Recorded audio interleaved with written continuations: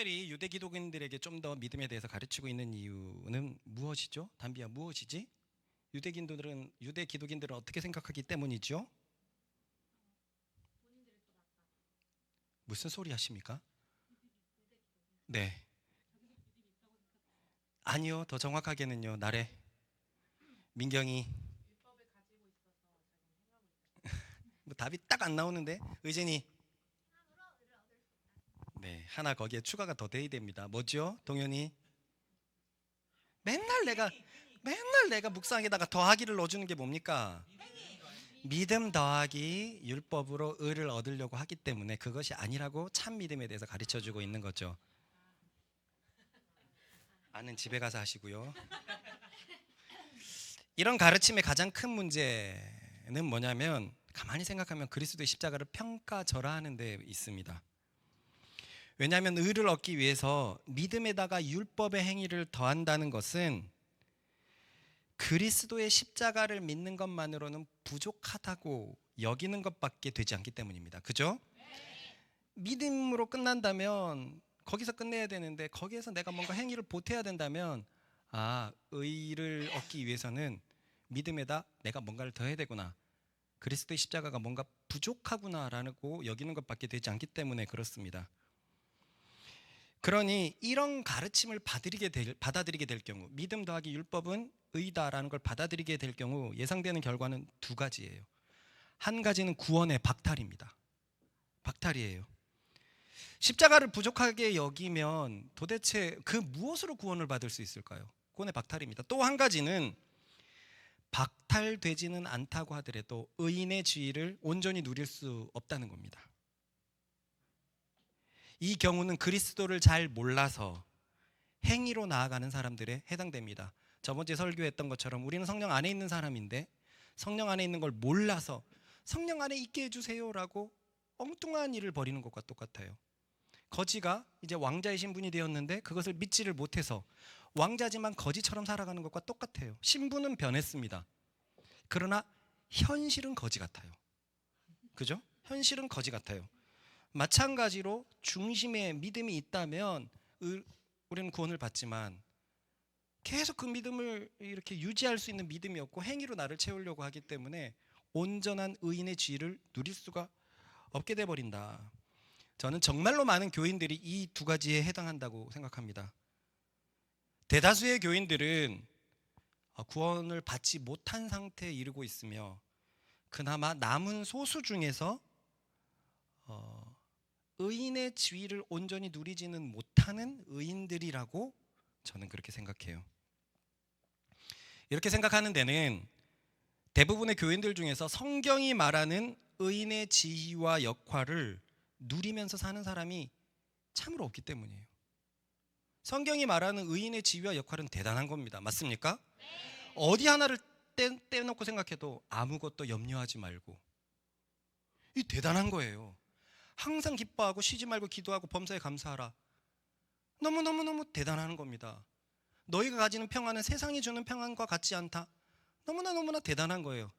성경에는 이렇게 대단한 의인의 지위에 대해서 얘기를 하고 있는데 대부분은 그것을 못 누리고 살아가죠. 우리도 결코 예외가 아니었습니다. 문제는 우리는 믿음으로 걸어간다고 생각하고 있었다는 거예요. 그러나 말씀을 정작 잘 몰라서 믿음에 우리의 행위를 더하고 있었습니다.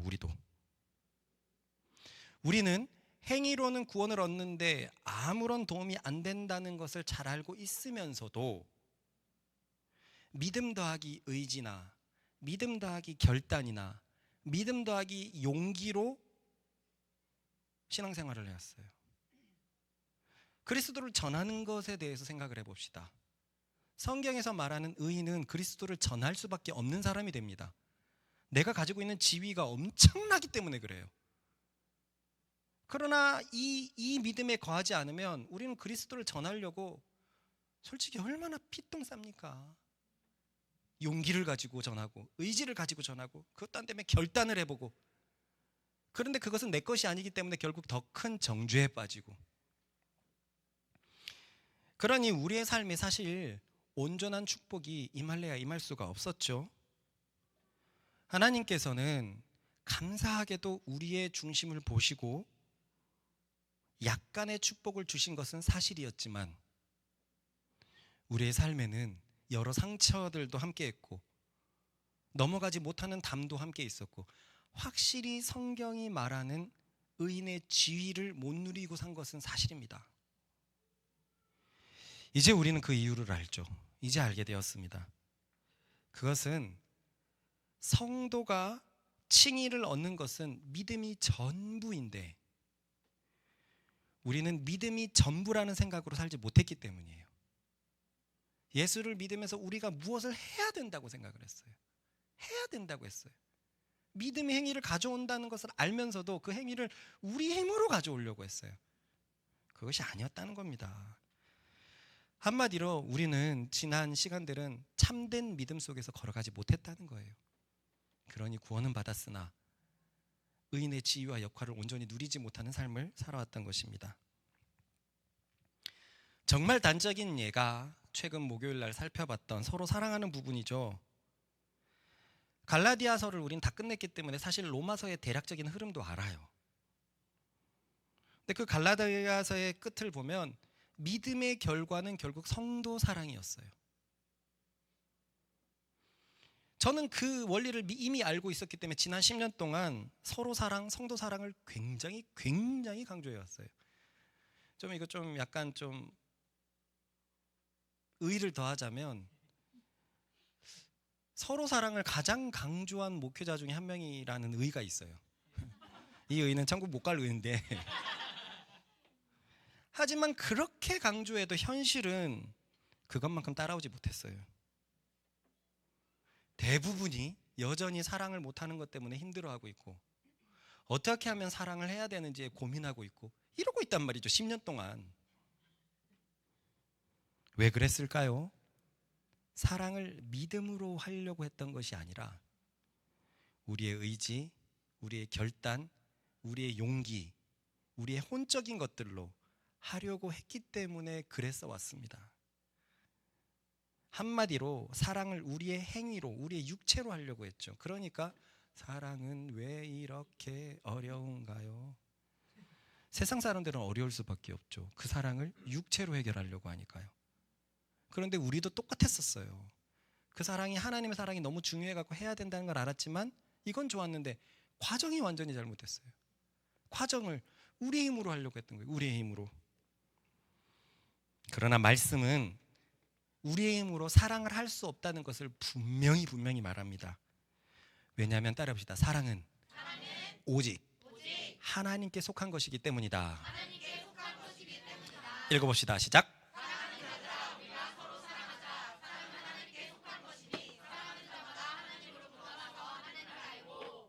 그런 옆 사람을 보면서 배우자를 보면서 가족을 보면서 사랑을 못하는 자기 자신을 발견하는 건 너무 당연해요. 당연한 겁니다. 그만 힘들어합시다. 바라본다고 답이 없어요. 사랑은 하나님께 있는 거예요. 하나님께.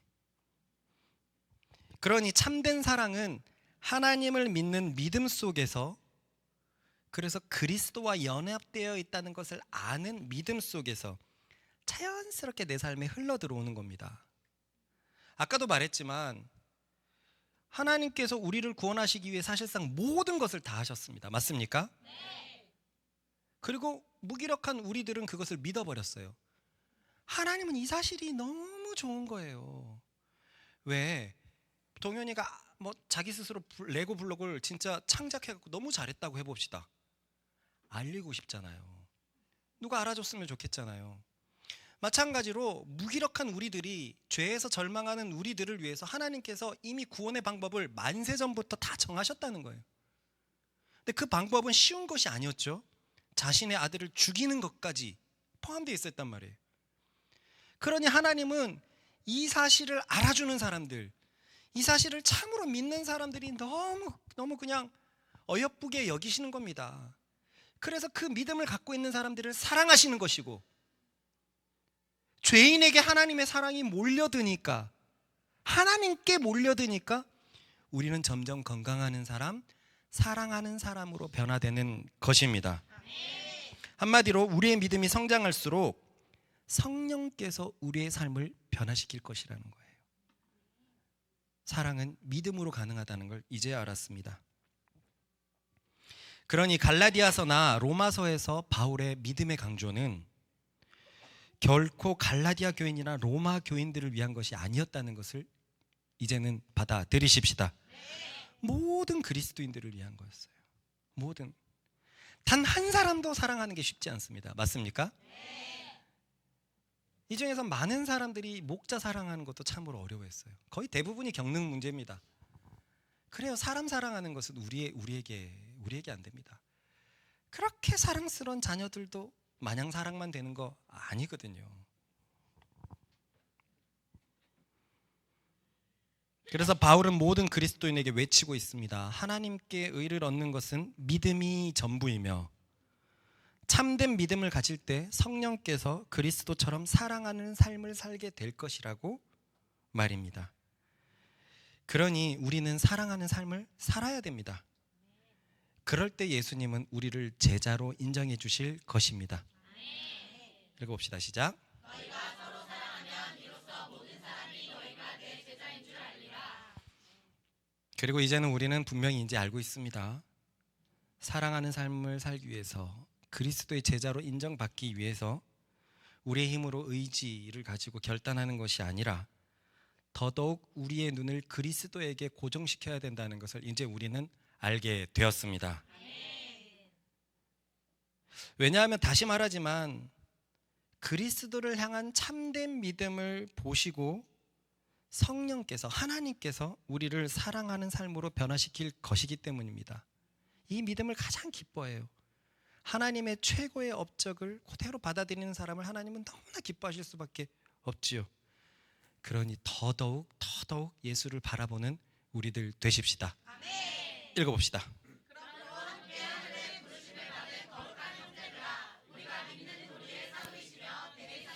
예수를 깊이 생각하라. 그리고요, 예수를 바라보자. 히브리서 저자가 이렇게 말해줘요. 예수를 깊이 생각해 봅시다. 예수를 바라봅시다.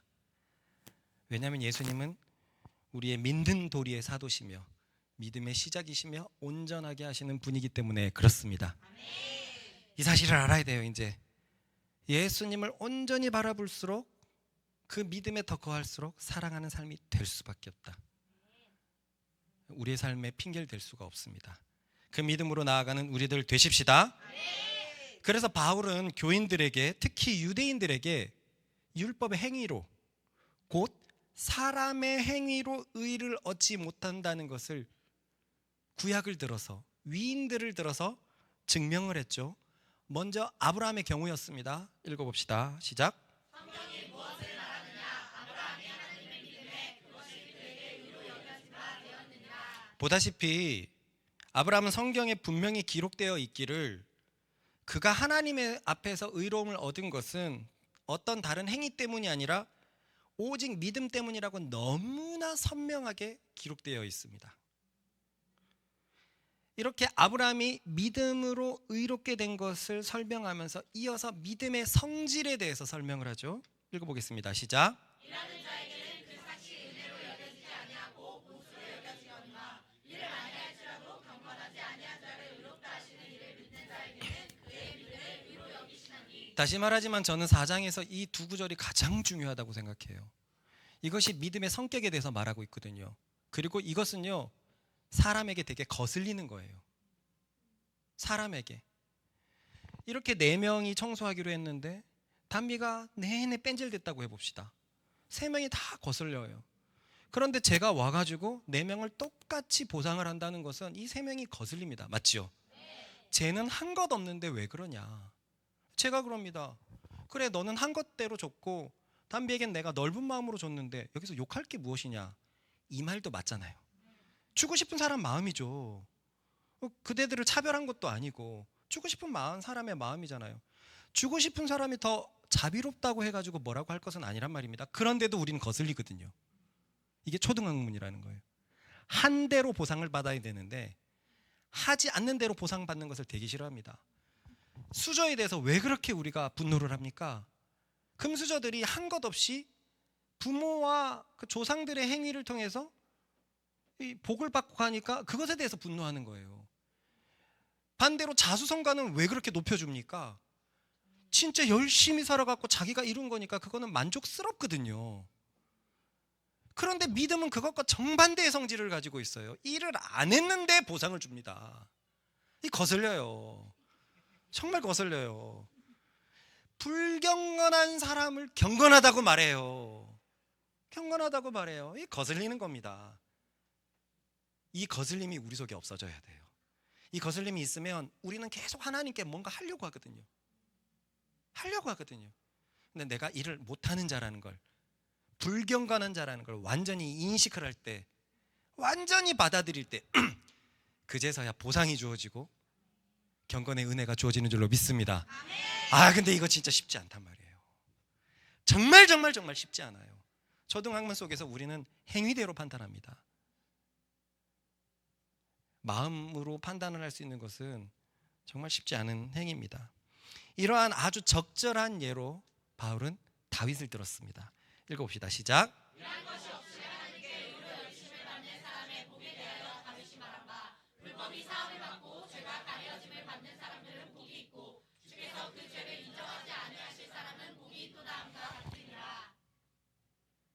바울은 노골적입니다. 그냥 죄인이 무작정 용서받은 얘기만 해요. 그냥 죄인이 아무것도 안 했는데 죄가 가려진 사람이 복이 있다라고 얘기하고요. 아무것도 안 했는데 죄가 인정되지 않은 사람이 복이 있다라고 얘기해요. 사실상 이 말씀은 시편 32편에 가져왔는데 이 사람들이 아무것도 안 한 건 아니거든요. 이 사람들은 자복했어요. 자신의 죄를 밝혔어요. 근데 사실은 그거는 아무것도 안 한 것이나 마찬가지입니까? 엄청나게 큰 사고를 치고 이거 누가 했어? 죄송합니다. 제가 했습니다. 하면 그 사람한테 책임을 물어야죠. 그래 됐어. 이럴 수 없는 문제잖아요. 사안이 심각할수록 그 사람이 나왔으면 아니 누군가를 사람을 죽였어요? 제가 자수했습니다. 제 죄가 사라집니까? 약간의 이렇게 뭐죠? 감경은 받지만 죄 형량에 대해서 감경받지만 그렇다고 제 책임이 사라지지 않거든요. 그런데 바울의 그 얘기는 다윗의 그 얘기는 아뢰면 사라진다라는 거예요. 바울은 아예 노골적으로 그 아뢰는 얘기도 안 가져왔어요. 죄인이 그냥 죄가 사해지는 것, 죄인이 그냥 죄가 인정받는 것, 이것이 믿음의 성격입니다. 계속 우리의 초등학문의 그것과 부딪히는 것과 뚫어내십시다. 아무것도 안 했는데 그냥 나는 죄인일 뿐인데 난 너무 부족한데 믿음이라는 것은 그것과 상관없이 나를 경건하게 보시는 것이다. 이 마음이 꼭 이 말씀이 꼭 우리 속에 들어오기를 바랍니다. 그러니 이런 사람에 대해서 바울은 6절에 이렇게 말한 거예요. 일한 것이 없이 하나님께 의로 여기심을 받은 자. 아무것도 하나님께 안 했는데 아뢰기만 했는데 의인이라고 칭임 받은 자들. 이것이 구약에서 이미 언급된 믿음을 통한 의의 길이요, 곧 의에 관해서는 사람의 어떠한 행위와 상관없이 오직 하나님을 믿는 믿음을 통해서 얻어진다라고 바울은 먼저 유대인의 조상 긍지 뿌리인 아브라함과 다윗을 통해서 설명을 했습니다. 이어서 아브라함은 유대인의 긍지 하나를 건드립니다. 유대인의 긍지라 그러면 늘 두 가지를 말했죠. 뭡니까? 네, 율법과 할례. 율법과 할례를 얘기했죠. 할례를 먼저 건듭니다. 너희는 할례가 의의 표라고 생각하는데, 위에서 말했던 아브라함이 믿음으로 의로워졌던 것은 과연 할례를 받을 때였냐 아니면 할례를 받기 전이었냐?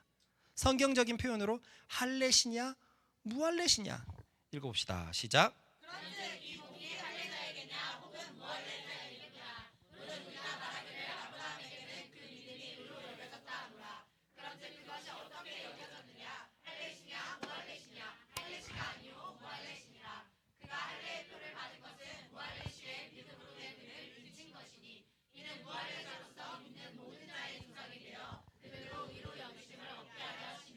유대인들은, 특히 갈라디아에 있는 거짓 형제들은 할례를 굉장한 표로 여겼죠. 어떻게든 이방인들을 할례를 만들려고 해버렸습니다. 이게 마찬가지로 로마에 있는 기독 유대인들도 할례를 굉장하게 생각해서 이 할례가 다른 기독교인들과 차이가 나는 것처럼 얘기를 했단 말이에요. 근데 바울은, 자, 아브라함이 믿음으로 의를 얻었다. 과연 그게 할례 받았을 때냐 무할례 받았을 때냐. 니네는 자꾸 할례가 의의 표라고 얘기를 하는데 믿음이 먼저냐 할례가 먼저였냐? 믿음이 먼저였다는 거예요. 무할례 시에 이미 의를 얻었기 때문에 니네가 할례를 의의 징표로 생각하는 것은 옳다 옳지 않다? 옳지 않다. 그러니 뭔가 로마 기독교인들을 대하면서 여러분들 이제 율법을 지켜야 되는데, 그렇게 의를 얻어야 되는데 할 수 있다면 할례까지 해보십시오. 과연 할 수 있을까요? 모든 사람들이 이렇게 되게 혐오스럽게 생각하는 할례까지 할 수 있을까요? 근데 성경을 보세요. 할례는 의의 표입니다. 이런 식으로 가르쳤단 말이에요. 근데 바울은 얘기합니다. 아브라함이 과연 의인이 된 것이 할례 받았을 때냐 아니면 무할례 받았을 때냐? 무할례 때가 아니었냐? 그러므로 아브라함은 무할례자들이 믿음으로 의롭게 된 믿음의 조상이다라고 얘기하는 거예요.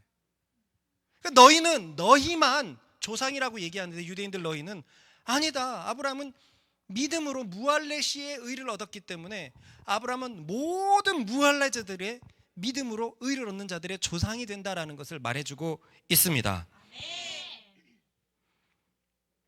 그런데 이것도 잘못 받아들이면 이제는 이방 기독인들이 유대 기독인들에게 헤이 뭐 포경수술 그렇게 대단하다고 그럽니까?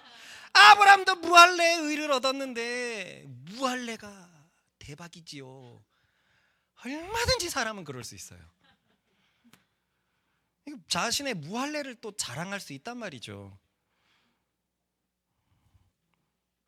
이렇게 된다면 또 하나의 초등학문의 행위를 하게 되는 거죠. 유대인이 할례를 자랑하는 것처럼 이방인들이 무할례를 자랑하는 것은 안 될 일입니다. 그래서 바울은 그러한 경우를 사전에 차단합니다. 아브라함은 의를 얻은 후에 할례를 받았으니 아브라함은 할례 받은 자의 조상도 된다고 말하는 겁니다. 읽어봅시다. 시작. 그러니까 지금 바울의 목적이 뭡니까? 아브라함은 누구의 조상이다? 모두의 조상이다. 아브라함은 무할례자들에도 조상이 된다. 왜냐하면 아브라함은 무할례 시의 믿음으로 의를 얻었기 때문에.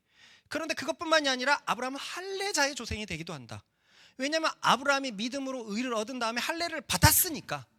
할례 받은 자의 할례는 아브라함으로부터 나왔으니까 아브라함은 모두의 조상이다. 이 얘기가 아시겠죠? 무언가 구약과 율법과 아브라함과 할례와 자기 것으로만 생각하고 자기 선민으로 생각하는 것을 하나씩 깨는 거예요. 우리는 앞에 복음의 전제 때 특별히 바울이 유대인들에게 굉장히 호통을 치고 그들이 가졌던 할례와 율법을 계속 부셔나갔다는 것을 봤습니다. 그래서 결국 성경이 말하기를 너희는 죄인인데 뭘 너희가 대단하다고 생각하느냐. 이제는 믿음을 가리키면서 믿음이 과연 율법으로 오는 것이냐 할례로 의를 받는 것이냐? 아니다. 무할례 때 의를 받았지 않느냐. 그러므로 아브라함은 모든 무할례자들의 조상이 된다. 그러나 아브라함이 의를 얻고 나서 할례를 받았기 때문에 할례 받은 자의 조상도 된다. 그러므로 아브라함은 너희 모두의 조상이다 라고 믿음 안에서 연합됨을 시도하고 있는 것입니다. 그래서 이 말씀이 나왔습니다. 읽어봅시다. 시작.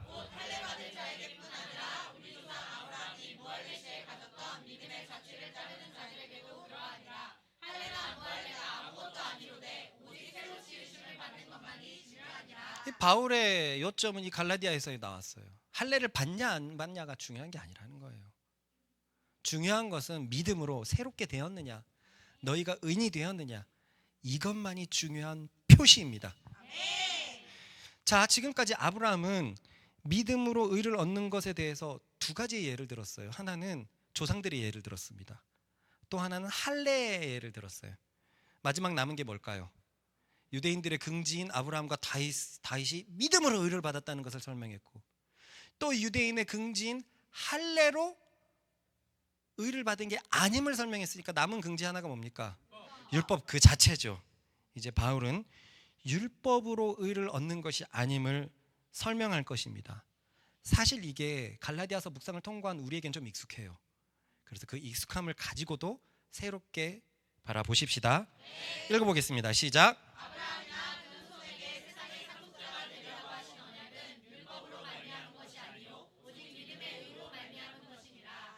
바울은 율법으로 의를 얻을 수 없음을 다시금 아브라함을 들어서 설명을 하는데, 아브라함으로 돌아온 이유는 아브라함과 하나님이 맺은 약속 때문입니다. 바울은 연속으로 이어지는 구절 속에서 약속이라는 단어를 계속 반복하거든요. 언약, 약속 똑같은 단어예요. 4번이나 짧은 구절 속에 나옵니다. 그 약속이 너무 중요한데요. 여기 본절에서도 보듯이 세상의 상속자가 되는 약속에 대해서, 언약에 대해서 얘기합니다. 세상의 상속자가 된다는 게 무슨 뜻일까? 대충 넓게는 알겠는데, 아브라함의 자손이 세상의 상속자가 된다, 넓게는 알겠는데, 그것을 구체적으로 얘기하면 이건 3가지를 말합니다. 창세기를 보면 3가지를 말해요. 이 3가지가 아브라함의 삶 속에서 계속 되풀이 됐습니다. 저도 찾아보고 놀랐어요. 12장, 13장, 15장, 17장, 22장에 진짜 하나님이 엄청나게 아브라함에게 약속하셨더라고요. 그리고 이 약속이 후손들을 향한 약속이기 때문에 이스라엘 백성은 이 약속을 너무 중요하게 여겼어요. 그 약속 때문에 이스라엘이 존재한다라고 생각을 했거든요. 그런데 바울은 그 약속이 율법으로 말미암은 것이냐 믿음으로 말미암은 것이냐를 설명할 거예요. 이해가 가죠? 너 유대인의 긍지, 그 아브라함의 약속이 과연 믿음으로 됐던 것일까? 율법으로 됐던 것일까? 아브라함의 후손이 된다는 것은 믿음으로 가능한 것일까? 율법으로 가능한 것일까? 먼저 아브라함의 3가지 약속은 첫 번째로 이것입니다. 읽어봅시다. 시작. 내가 너로 큰 민족을 이루고 내게 복을 주어 내 이름을 창대하게 하리니 너는 복이 될지라. 아브라함의 자손이 엄청나게 많아진다는 거예요. 많은 후손의 축복이 약속이 주어졌어요. 이건 12장 2절뿐만이 아니라 일부러 한 절 가장 처음 약속만 가져왔어요. 아까도 말했지만 12, 13, 15, 17, 22 계속 연거푸 나옵니다. 그리고 두 번째 약속은 이것입니다. 읽어봅시다. 시작.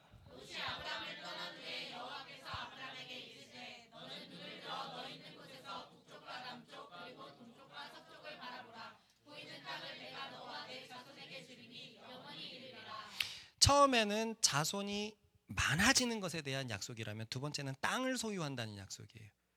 그래서 이스라엘은 이 약속 때문에 가나안 땅을 너무 중요하게 생각하는 거예요. 아직까지도 그걸 포기하지 못하는 이유가 영원히 너희에게 주리라 라고 했기 때문에 우리 거라는 거예요.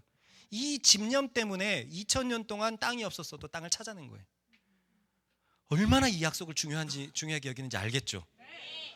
아니, 이 약속은 고대의 약속인데 4000년의 약속을 유대인들은 그대로 믿어서 2000년 동안 나라가 없는데도 1945년에 땅을 되찾았잖아요. 그 정도로 유대인들에게 이 약속, 아브라함의 약속은 중요한 겁니다. 많은 후손을 갖게 될 것이고 땅을 소유하게 될 것이고. 3번째 약속입니다. 읽어봅시다. 시작. 너를 축복하는 자에게는 내가 복을 내리고 너를 저주하는 자에게는 내가 저주하리니 땅의 모든 족속이 너로 말미암아 복을 얻을 것이라 하신지라. 천하 만민이 아브라함을 통해서 복 받는다는 얘기예요. 여전히 이 약속을 유대인들은 가지고 있죠. 유대인이 전 세계 경제의 3분의 1을 쥐고 있으니까 천하 만민은 유대인 때문에 돌아간다. 이런 약속을 자기 나름대로 해석해 갖고 가지고 있단 말이에요.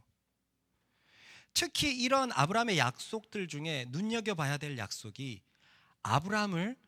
이삭을 모리아 산에서 바치고 난 후에 하나님께서 너무 감동해 가지고 약속을 다시 하는 장면이 있거든요. 물론 지금 나왔던 3가지의 약속의 업그레이드입니다. 계속 갱신이에요. 같은 약속의 내용이지만 우리가 한번 같이 읽어보겠습니다. 시작.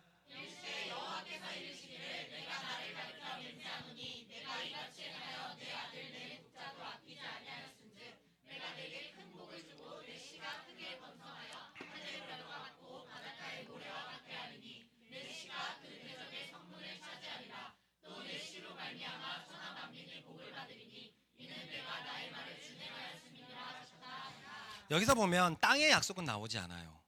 하지만 굉장히 많은 후손을 갖게 된다는 것과 복을 얻게 된다는 그 약속은 여전히 되풀이되고 있는데, 일단 이 구절을 설명하기 전에 이 구절 자체에서 보면 왜 유대인들이 아브라함이 행위를 통해서 의를 얻었다라고 얘기하는지 알겠죠. 16절을 다시 읽어볼까요? 시작. 내가 이같이 행하여. 18절에도 있습니다. 시작. 이는 내가 나의 말을 준행하였음이라. 그러니까 유대인들은 이 보라, 아브라함의 행위가 하나님께 의를 얻게 됐다라는 것이고 이삭을 바친 행동이 대단한 행동이라고 얘기를 하는 것입니다. 하지만 우리는 아까 삼중 약속이 이미 창세기 12장 13장에 나왔던 것을 봤어요. 보면 이 앞에 세 가지 약속이 창세기 12장, 13장, 12장이에요. 그러니까 우리가 75세 때 이미 이 약속을 받은 겁니다. 그리고 이것은 50년이 지난 후에요. 이삭이 이제 소년 때였으니까 50년이 거의 지났을 그 무렵에 받은 약속입니다.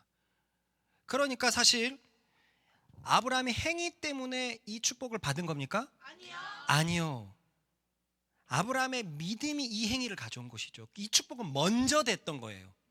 믿음 때문에 이 축복이 먼저 왔고, 그리고 그 믿음이 진짜라는 것을 이삭 때 보여준 것뿐입니다. 그래서 믿음의 결과로 행위가 주어졌고 그 행위로 복을 얻은 것이기 때문에 성경은 아브라함이 이렇게 행하여 복을 받았다라고 하는데 문제가 아무것도 없어요. 그것은 이 행위는 아브라함의 믿음을 증명하는 것이 되었기 때문입니다. 계속 말하지만 믿음이 전부라고 행위를 무시하면 안 됩니다. 제 중심을 봐주세요. 계속 이럴 수는 없어요. 중심이 올바르다면 행위는 따라오기 때문에 그렇습니다. 그러니까 야고보 사도가 내 형제들아, 거기서 보면 나는 내 행동으로 믿음을 보이겠다라고 얘기를 하잖아요. 그러니까 행위 자체가 무시되면 안 돼요. 무시돼야 될 것은 그 행위 자체로 의를 얻는 것에 대해서 무시돼야 되지, 행위 자체는 굉장히 소중한 것입니다. 그러니까 창세기 22장의 이 축복은 그 젊은 날에, 젊다고 하기엔 좀 나이가 많지만 그 젊은 날에 아브라함의 믿음의 그 결정적인 확증되는 행동이었다는 겁니다. 이해가 가시죠? 그렇기 때문에 16절이나 18절에 행하였습니다, 준행하였습니다 라는 단어는 그렇게 해석하고 넘어가면 됩니다. 그런데 제가 이 축복을 가져온 이유가 뭐냐면 17절과 18절의 씨에 관한 축복 때문입니다. 씨 읽어봅시다. 시작. 씨가 크게 번성한다는 것, 씨가 대적의 성문을 취한다는 것, 씨가 천하 만민의 복이 된다는 것이다. 우리는 이 씨가 누군지 알거든요. 누굽니까? 예수님이에요. 그 갈라디아서였습니까? 갈라디아서 같은데 그 씨가 단수로 쓰여서 예수님으로 가져왔어요. 근데 그 갈라디아서에서 뭐라고 제가 했냐면 씨는 후손이라는 단어랑 똑같아요. 그렇게 단수로 쓰면 예수님을 확신할 수 있지만 또한 후손이기 때문에 후손 그 자체는 복수가 됩니다. 이스라엘 백성들은 이 씨를 복수로 해석했고 자신들로 해석했어요. 자신들로. 그러니까 씨가 크게 번성한다는 것은 이스라엘 백성이 크게 번성한다는 것, 이게 아브라함의 약속이고, 씨가 대적의 성문을 취한다는 것은 이스라엘 자손이 대적의 성문을 취한다는 거예요. 대적의 성문을 취한다는 게 답이 뭘까? 떵떵거리는 거? 더 정확히 뭘까요? 그죠? 전쟁을 성으로 쳐들어가잖아요. 성을 쳐들어가면 어디로 갑니까? 성문이에요. 결국 성벽을 넘어가고 성문이 열리면 되잖아요. 대적의 성문을 열어버린다는 거예요. 그러니까 대적을 이긴다는 거예요. 이스라엘 백성은 대적을 이기는 것. 그리고 세 번째는 이스라엘 백성이 천하 만민의 복이 된다는 것. 이들은 이렇게 아브라함의 약속을 해석했어요. 그런데 뭐 이렇게 봐도 크게 상관은 없기는 합니다. 왜냐하면 이스라엘 자손들 가운데 예수님이 오셨기 때문에 그렇게 봐도 크게 문제는 없어요. 하지만 바울이 오늘 말하는 것은 그 씨가 예수님이냐 이스라엘 백성이냐가 아니라, 바울이 진짜 말하는 것은 이 약속이 율법 때문에 주어진 것이냐 믿음 때문에 주어진 것이냐라는 문제입니다. 다시 한번 읽어볼까요? 시작. 아브라함이나 그 후손에게 세상의 상속자가 되리라고 하신 언약은 율법으로 말미암은 것이 아니요 오직 믿음의 의로 말미암은 것이니라.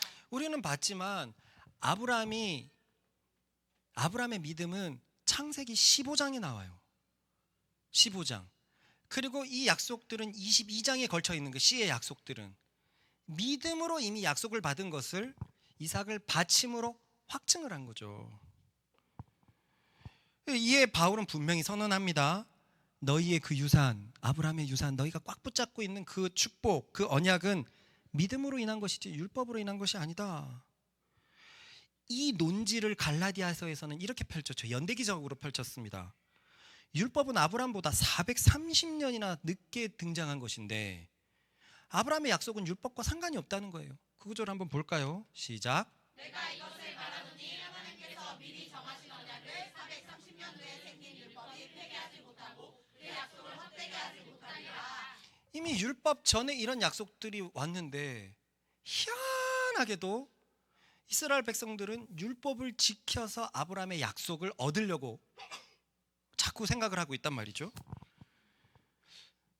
로마서에서는 이런 연대기적 방법을 사용하지 않죠. 왜냐하면 바울은 로마서에서는 아브라함의 약속을 얘기하는 게 아니라 아브라함과 후손의 약속이라고 아까 써있기 때문에 아브라함이나 그 후손의 상속자가 된다라고 써있기 때문에 율법이 430년 뒤에 왔다는 것은 후손에게는 적용되지 않기 때문에 그 연대기적 방법은 사용하지 않습니다. 하지만 바울은 담담하게 로마서에서는 결과만을 말할 뿐이에요. 읽어봅시다. 시작. 만일 율법에 속한 자들이 상속자이면 믿음은 헛것이 되고 약속은 파기되었느니라. 바울의 논리는 지극히 상식적입니다. 아브라함의 약속은 율법과 상관이 없다는 거예요. 율법이 오기 한참 전에 믿음으로 주어진 것이니까 그렇습니다.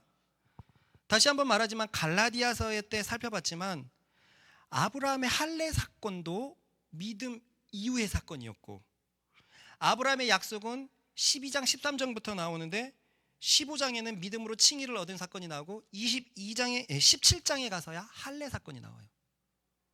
15장이 믿음, 17장이 할례이기 때문에 믿음이 먼저라는 거예요. 그러니 바울의 말은 쉽게 말해서 다음과 같습니다. 너희 율법을 너무나 신성시 여기는 유대인들아, 특히 너희는 아브라함의 약속을 매우 신성시 여긴다. 그런데 그 약속은 율법과 상관없는 때에 아브라함이 믿음으로 받은 것이 아니더냐. 그런데도 너희는 왜 율법을 지키는 것으로 그 약속을 붙들려고 하는 것이냐. 만약 그렇다면 믿음으로 의를 얻었다는 아브라함의 경우는 어떻게 설명할 거냐? 아브라함이 율법을 지켜서 약속을 얻었느냐? 그건 어떻게 설명할 것이냐? 그렇다. 율법으로 약속을 취할 수 있다면 믿음은 헛것이 된다. 그러나 믿음이 헛것이 되면 믿음으로 약속이 왔기 때문에 그 약속은 폐기된다. 폐기된다. 이해가 됩니까? 네. 믿음 때문에 약속이 생겼어요. 믿음 때문에 약속이 생겼어요. 그런데 이 약속을 유대인들은 율법으로 취할 수 있다라고 생각한 거예요. 율법을 열심히 지켜야지 아브라함의 후손이 된다. 말이 안 되지 않느냐. 그렇게 된다면 믿음이 헛것이 된다. 믿음이 약속을 가져왔는데 율법으로 약속을 가져온다면 왜 믿음이 존재하겠느냐. 그래서 믿음이 헛것이 돼버리면 너희가 율법으로 약속을 붙잡으려고 하는 것은 믿음을 인정하지 않는 행위가 되는 거잖아요.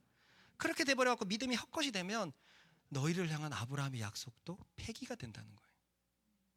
너희가 율법을 아무리 지키려고 해봤자 믿음을 부정하는 행위이기 때문에 약속이 폐기된다는 거예요. 약속은 믿음 때문에 왔으니까. 이해가 가십니까? 그러니까 이거죠. 율법에 속해서 너희 후손들이 상속자가 된다면, 율법을 지켜서 아브라함의 상속자가 된다면 믿음은 헛것이 돼버리는데, 헛것이 되면 약속은 폐기가 돼버리는 거예요. 파기가 돼버린다는 거예요. 이해가 가죠? 그러니 이렇게 되면은 역시나 동일한 하나의 질문이 생깁니다. 저 아브라함의 저 귀한 약속이 율법과 상관없는 것이라면 그러면 도대체 율법은 뭐야? 도대체 율법은 왜 주어진 거야? 왜 우리 유대인들은 몇천 년 동안, 몇백 년 동안 율법을 이렇게 붙잡고 있는 거야? 이것에 대해서 바울은 이미 복음의 전제에서 설명을 했습니다. 율법이 주어진 것은 온 세상으로 하여금 모두가 죄인인 것을 알게 해서 모두가 하나님의 심판으로 가둬놓으려는 거예요. 읽어보십시다. 시작. 우리가 알거니와 모든 율법이 말하는 바는 율법 아래 있는 자들에게 말하는 것이니 이는 모든 일을 받고 온 세상으로 하나님의 심판 아래 있게 하려 함이라. 여기서 잠시 제가 하고 싶은 말이 있다면, 오늘은 유난히 좀 말씀을 아는 사람들이 집중을 못한다는 느낌을 계속 받아요. 어쩌면 여태까지 계속 되풀이됐던 말씀이기 때문에 그럴지도 모르겠습니다. 근데 저는 이 말씀을 준비하면서요, 그 되풀이되는 말씀 속에서 계속 은혜를 얻고 있어요. 이게 얼마나 소중한지 모르겠습니다. 이 가장 꽃과 같은 말씀이에요. 들리는 것이 중요한 게 아니라 마음에 새겨지는 게 중요하잖아요. 그리스도의 말씀을 놓치지 마십시다.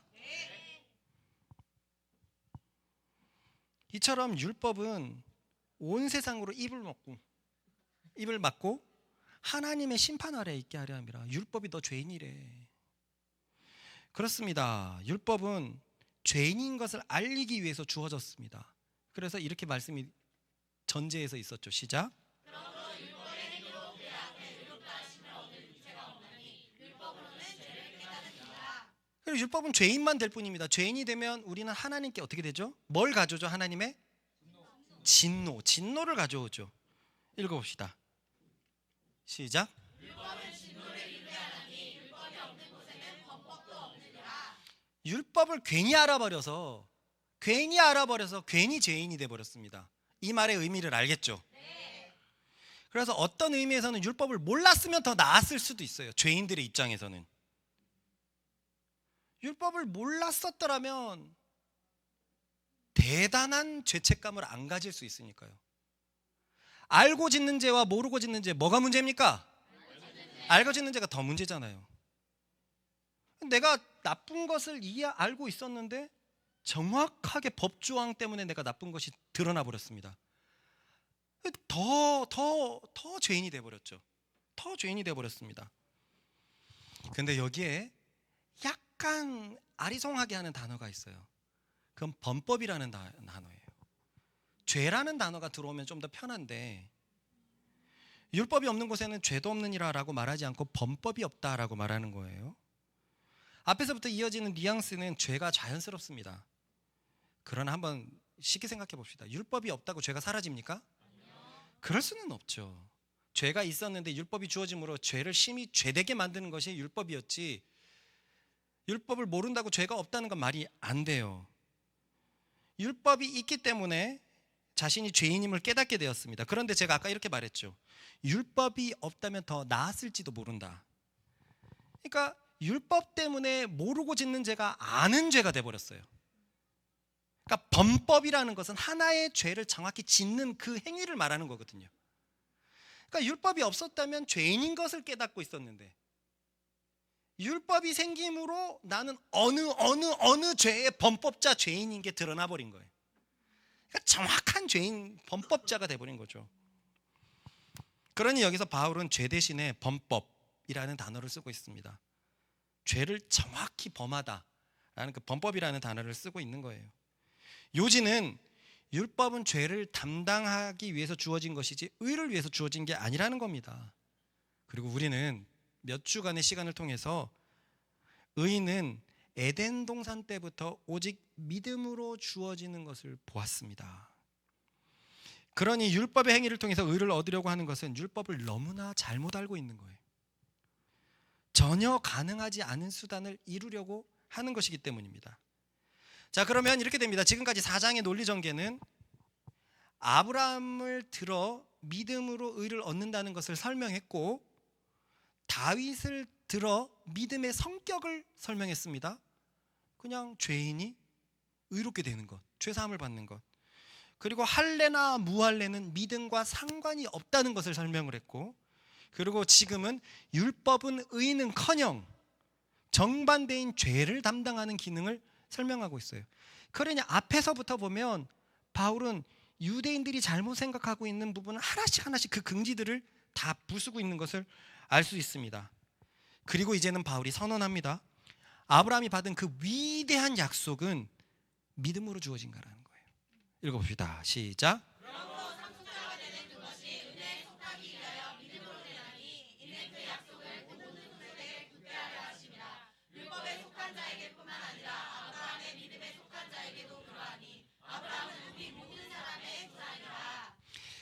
굉장히 중요한 어구가 있거든요. 그것은 은혜에 속하기 위하여 믿음으로 되나니라는 이 두 번째 문장입니다. 은혜란 무엇이죠, 동현이? 네, 무조건적인 선물을 은혜라고 얘기하는 거예요. 무조건적인 선물. 이 은혜가 사람에게 왜 필요하죠? 사람은 죄인이니까. 사람은 죄인이니까 하나님 앞에 전혀 서 있을 수가 없어요. 하나님 앞에 서 있을 수 없다는 것은 빛과 관련되는 것이 사람에게 주어지지 않는다는 거예요. 생명과 관련되는 것이 사람에게 주어지지 않는다는 거예요. 그러니까 모든 사람들이 생명이 갈수록 꺼지는 거죠. 죄가 쌓이고 쌓이니까 갈수록 꺼지는 겁니다. 그러니까 사람은 그냥 하나님 앞에 보상은커녕 하나님의 진노에 처해 있다는 것이 율법이 가르치는 바였어요. 그렇습니다. 사람은 죄 때문에 그 어떠한 것으로도 하나님을 기쁘시게 할 수 있다 없다? 없다. 하나님을 만족시킬 수 있다? 없다. 하나님 앞에 설 수 있다? 없다. 없다는 거예요. 그러니 무조건적인 은혜가 필요한 겁니다. 은혜라는 단어를 교회 안에서 너무나 남발하는데 은혜라는 단어가 진짜 귀하기 때문에 그래요. 은혜가 아니면 하나님께서 무조건적으로 손 내미시지 않으면 안 되는 거예요. 의로운 너 이거 5번 잘못하면 아빠가 너 용서하지 않을 거야 하는데 5번 잘못했어요. 의로운이 할 수 있는 건 없어요. 할 수 없는 건 없어요. 아빠가 그 5번의 약속을 넘어서 너는 5번이나 아빠의 약속을 지키지 않았지만 손 내밀어주고 의로운을 끄집어 당길 수 있는 것은 아빠에게만 있는 거예요. 이게 은혜입니다. 아무것도 자격이 없는데 하나님께서 일방적으로 손 내밀어주시는 게 은혜예요. 그런데 이 은혜가 너무너무 필요한데 바울은 죄인이 어떻게 은혜를 얻는지에 대해서 이 구절에 대해서 설명을 합니다. 믿음으로 가능하다는 거예요. 그러니까 믿음이 너무너무 중요한 겁니다. 그리스도께서 우리를 위해서 무슨 일을 했는지 믿으면 은혜가 주어진다는 거예요. 은혜에 속해진다는 거예요. 그 은혜 속으로 들어가 버린다는 거예요. 할렐루야. 예전에는 왜 믿음이 우리를 구원케 하는지 몰랐거든요. 믿음이 중요하다는 걸 알았는데 이게 어떻게 되는 거지? 그리스도가 하신 일을 정말로 믿어버리면, 의심하지 않고 확신해버리면 우리가 은혜 속으로 들어갑니다. 야, 너는 아무 자격이 없는데 내가 너희를 사랑해갖고 이런 일을 니네가 다 믿는 거야? 야, 이 너희를 향한 나의 이 최고의 이 장치들을, 이 사건들을 믿다니 하면서 하나님께서 일방적으로 죄인에게 손 내밀어 주시는 거예요.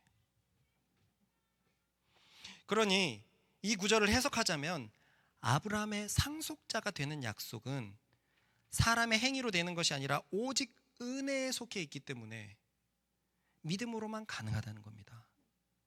하나님이 주신 그 귀한 약속은 사람의 행위로 되는 게 아니에요. 하나님에 관련된 모든 것들은 사람 스스로 얻을 수가 있다 없다? 없다. 그 율법의 행위로 얻을 수 있다 없다? 없다. 얻을 수 있으려면 은혜가 필요한데 우리에겐 답이 없으니까 그분이 먼저 손을 내밀어야 되는데 그분이 먼저 손을 내미는 유일한 수도는 뭐다? 믿음이다. 내겐 능력이 없는데 당신에겐 있습니다 라는 이 간단한 믿음이 내 삶에 하나님의 그 위대한 일을 시작하게 만들어버립니다. 그러니까 바울은 믿음으로 가능하니까 아브라함의 상속자가 되는 약속은 유대인에게만 속한 것이 아님을 말합니다. 왜냐하면 아까도 봤지만 아브라함은 유대인의 조상이기도 하지만 무할레시의 약속을 받았기 때문에 모든 믿는 자의 조상이 되기 때문입니다. 그러므로 믿음이 너무너무 중요해요. 우리 삶에 무기력한 영역들이 얼마나 많습니까? 넘어가지 못하는 담들이 얼마나 많습니까? 그 담은 내 힘으로 넘어갈 수가 없기 때문에 일방적인 하나님의 은혜가 필요합니다. 민구의 넓은 관계들 속에서 어떻게 하면 예수님을 전할 수 있을까? 의지로 안 되는 거예요. 은혜가 필요합니다. 하나님의 복음은 하나님의 능력으로 전해야 되는데 그 하나님의 능력은 나한테 없거든요. 동현이가 회사에 가고 일터에서 그리스도임을 전할 수 있고 그리스도를 전할 수 있는 능력은 하나님께 속해 있는 겁니다. 하나님의 모든 선한 것은 하나님께 속해 있습니다. 아무리 거울에 의진아 너는 대단한 여자야. 의진아 너는 주눅 들지 마. 의진아 너는 세상에 쫓아가지 마. 100번 1000번 암시를 받아도 이 죄 때문에 세상에 가면 육체의 눈에 쪼그리가 될 뿐이에요. 아무리 발버둥 쳐도 안 돼요. 은혜가 필요합니다. 그냥 죄인인 나에게 하나님의 시선이 그냥 딱 붙어버리면 돼요. 하나님의 안경이 딱 붙어버리면 그냥 되는 겁니다. 그런데 이 하나님의 선한 모든 것들은 무엇으로 지어진다? 믿음으로 지어진다. 다른 어떤 것들로 지어지지 않고 믿음으로 지어진다. 그리스도께서 우리를 향해서 무슨 일을 하신 것인지 그것을 믿었을 때 하나님의 은혜의 물길이 터집니다. 마지막으로 이 말씀을 한번 적용시켜 봅시다. 이러한 로마서의 말씀이 오늘을 살아가는 우리에게 왜 필요할까? 예전에 우리는 이런 궁금증을 가지고 있었으나 저는 이제 확실히 알겠어요. 왜냐하면 우리가 살아가는 세상은 초등학문 때문에 초등학문의 영향 속에서 행위로 이루어질 수 있다고 끊임없이 우리에게 속삭이고 있기 때문에 그렇습니다. 문제는 그것을 믿는 자들도 영향받고 있다는 거예요. 그래서 하나님께 믿음이 아닌 행위로 나가라는 경우가 참 많죠. 고3 때 교회 잘 안 나왔는데 교회 잘 안 나오고 공부 열심히 해가지고 이른바 사람들이 말하는 명문대학 가면 온 교인이 저 봐라, 저 언니 봐라, 저렇게 좋은 대학교를 가고 하나님께 영광 돌려야 될 거 아니냐, 저렇게 신앙 좋은 사람이 되라, 이딴 소리를 하고 있어요. 고3 때 신앙을 잃어버린 그는 대학교 들어가면서 계속 신앙을 잃어버리고 마침내 자초되는 것이 너무나 많음에도 불구하고 세상 속에 어떠한 행위로 이루어질 수 있다는 것도 교회에 깊숙이 들어와 가지고 성도들을 믿음으로만 판단하는 것이 아니라 세상에 갇혀진 어떤 것들로 판단하는 것들이 너무 많더라 이거죠. 예수님은 안 그럴 것 같은데. 그러니 우리는 계속된 바울의 말씀을 보면서 정말 하나님은 믿음만 보시는구나, 믿음만이 하나님의 은혜를 가져오는 수단이구나라는 것을 깨닫기를 바랍니다. 저는 반복되면서 저는 이게 너무 좋아요. 그러면서 계속 내 삶에 자꾸 행위를 찾게 되는 거예요. 와, 이것도 행위였구나, 내가 이걸 이렇게 바라봤구나, 나에게도 그렇고 제자들에게도 우와 믿음으로 바라본 게 아니구나, 이것을 계속 발견하면서 와, 나는 그동안 무엇으로 살았지? 이걸 자꾸 발견한단 말이에요. 최근 화요일에 승혁이 얘기를 제자 시간에 좀 언급했습니다. 그것은 승혁이가 묵상에 종종 n분의 1을 하고 있는 나에 대해서, 적은 것에 대해서 말했어요. 그날 저는 뭐라고 얘기했냐면 내가 무엇을 하고 말고로 n분의 1로 결정되는 것이 아니다라고 얘기를 했어요. 한번 생각을 해봅시다. 승혁이 말대로 승혁이가 n분의 1을 한다면 승혁이가 5명 모여있는 남집은 완벽해야 되잖아요. n분의 1을 다 채우니까. 그러나 그건 승혁이가 봐도 완벽한 집이 아닐 거예요. 각자 하고 말 것에 대해서는 자기 역할들을 하고 있지만 분명히 그것이 한 가정이다, 완벽한 가정이다, 아주 좋은 가정이다 말하는 것과는 거리가 있을 겁니다. 그렇습니다. 우리의 삶에서도 하고 말고가 n분의 1로 주어지지 않습니다. 하고 말고로 그러한 행위로 외적인 것으로 가족이 될 수 없어요. 그것으로 사람 관계를 맺어갈 수 없습니다. 관계에서 필요한 건 믿음의 열매인 유일한 사랑입니다. 내 행위가 조금 부족하더라도 집에 대한 사랑이 있다면 그 사람이야말로 n분의 1을 하는 구성원이 되는 거예요. 육의 가정을 한번 생각해 봅시다. 피에 흐르는 사랑이 가정을 지탱하고 있어요. 그죠? 피에 흐르는 사랑이 가족을 지탱하고 있습니다. 분명히 육의 가정 역시 하고 말고로 n분의 1이 주어지지 않습니다. 집안일 더럽게 안 하는 자식들이 있고 많이 하는 엄마가 있고, 그런데도 사랑이라는 것이 가족을 지탱하고 있어요. 동의합니까? 네. 하고 말고로 가정이 주어지고 n분의 1이 주어진다면 이 중에서 가정에서 쫓겨날 사람들 많아요. 우리 큰 집에도 많습니다. 우리 동현이, 민선이 큰 집에서 쫓겨나야 돼요.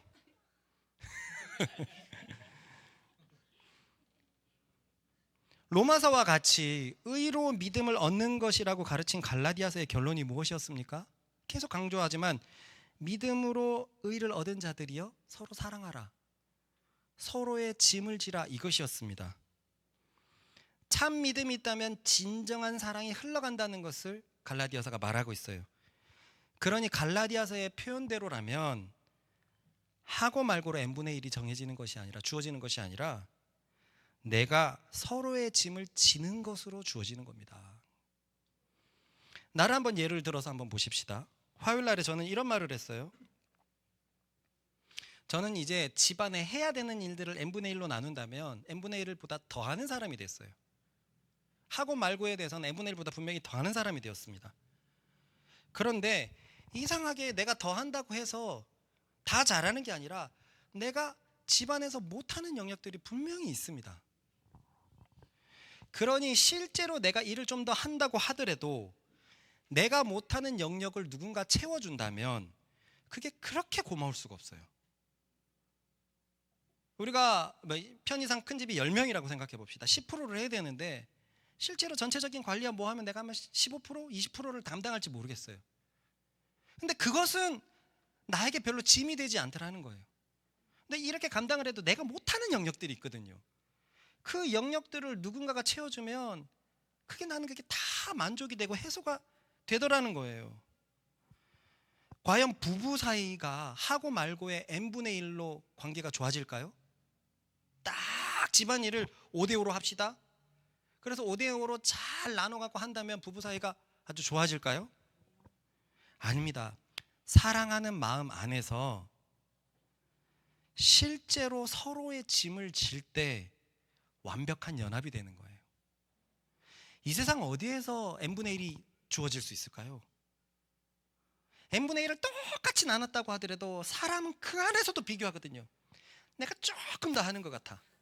그러면 의로워지고, 그러면 비판하고, 거기서 찾는 게 우리의 죄란 말이에요. 초등학문은 행위로 끊임없이 비교하게 되니까 아무리 잘 나눴는데 저는 내일이 더 힘든 것 같아요. 이거 어디에서나 있잖아요.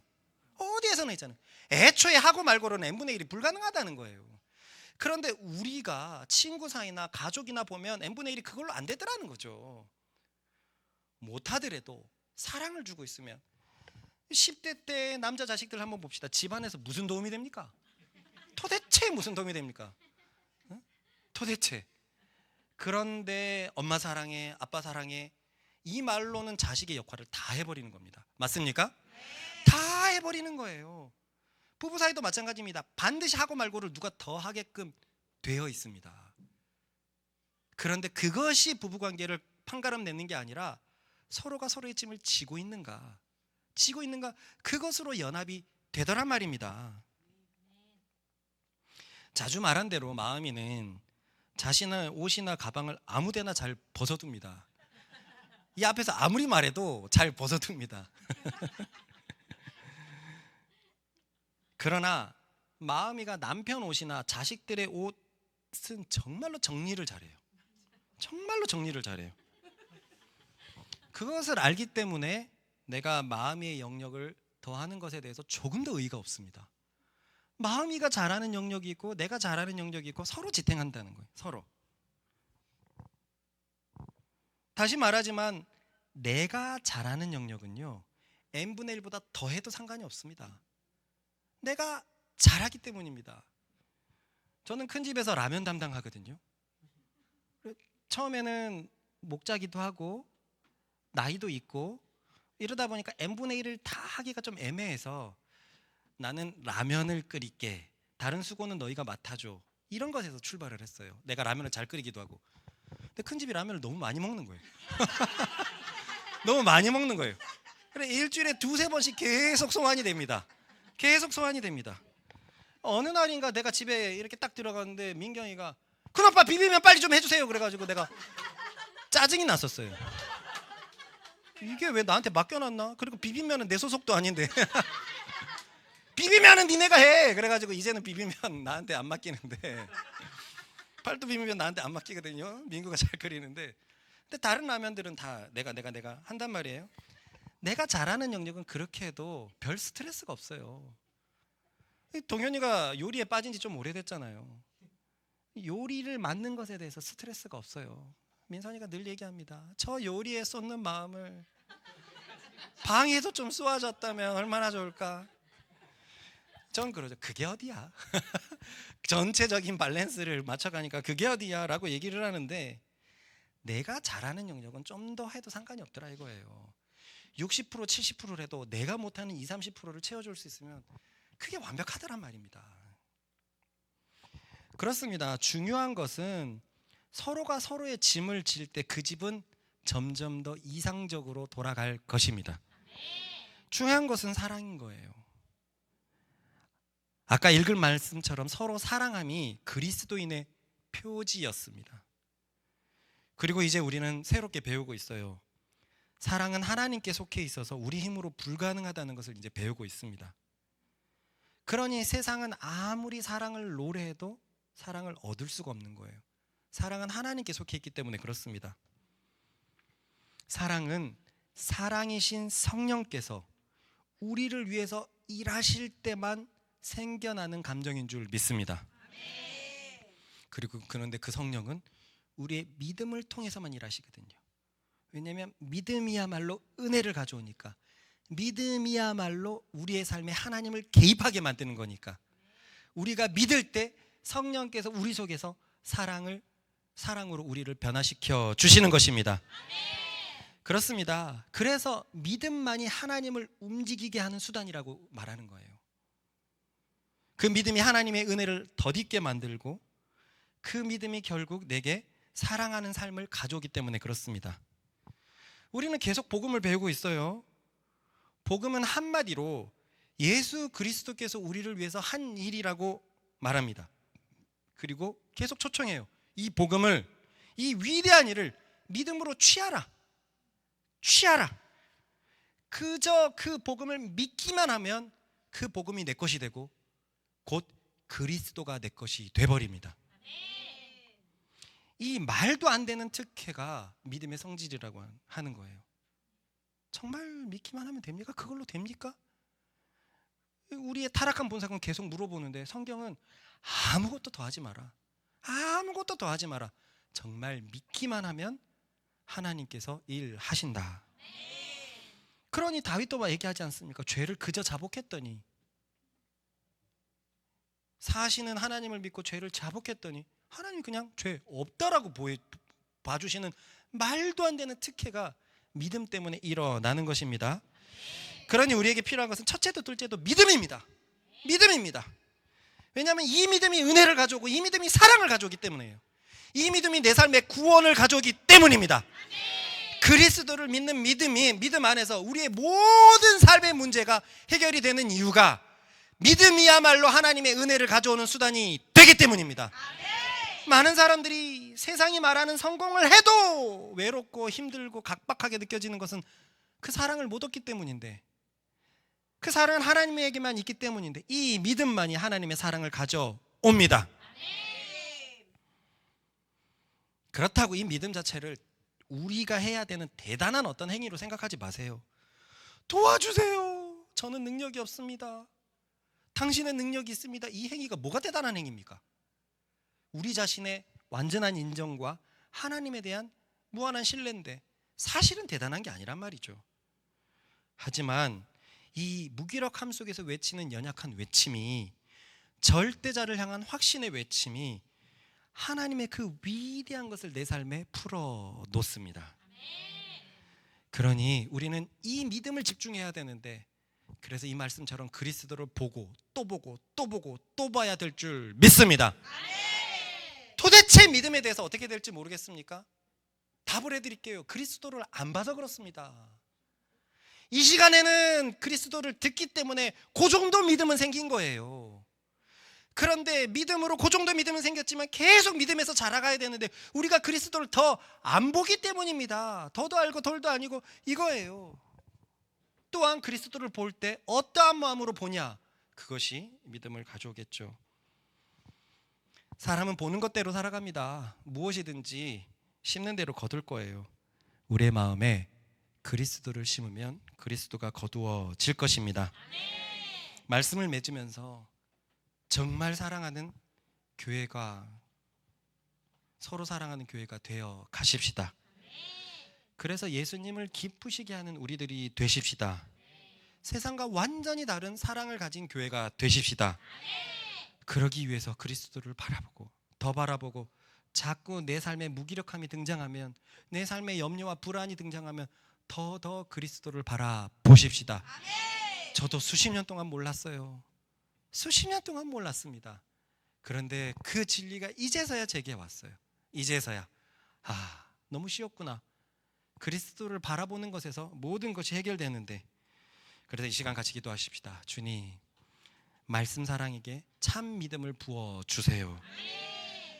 그리스도를 바라보려는 그 마음을 허락해달라고 우리 주여 한번 외치고 같이 기도하겠습니다. 주여!